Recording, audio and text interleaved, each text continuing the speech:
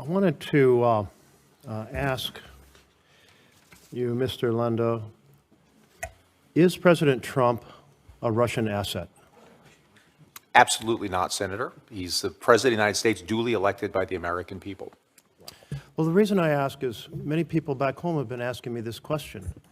And they say, if he was an asset, we would see exactly what he's doing now.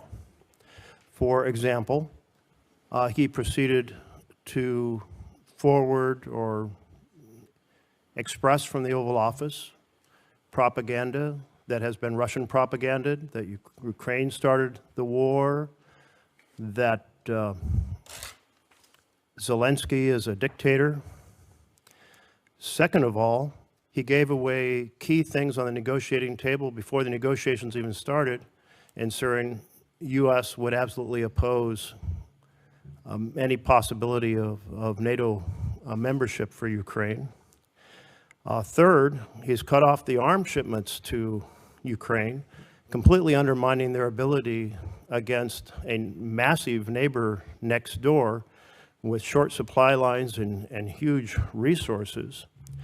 Fourth, he's undermined the partnership with Europe, which has been essential to security over the last 80 years, a major goal of Putin's.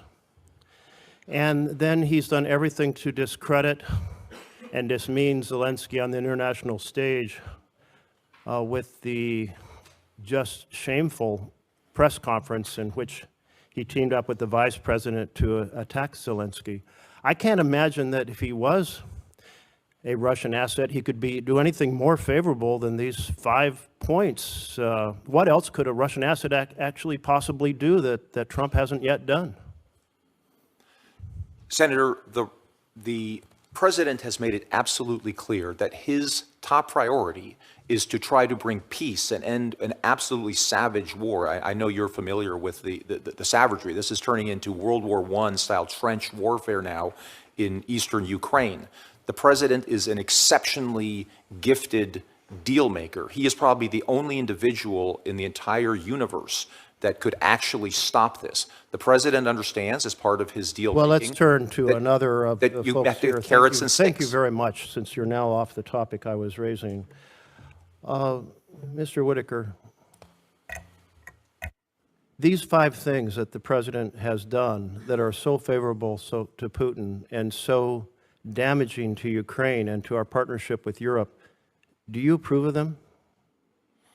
Well, Senator, thanks for that question. I'm just going to have to politely disagree with you on those 5 things and the way you've framed them. You know, the war in Ukraine would have never happened if President Trump was president in 2022. The war in Ukraine happened because of Joe Biden's weakness after his I don't think withdrawal that was from the question I Afghanistan. asked, but maybe you could some other time go on television and express those points of view. But do you mind just answering the question I asked? Do you agree with the 5 things that President Trump has done, starting with him expressing Russian propaganda from the Oval Office?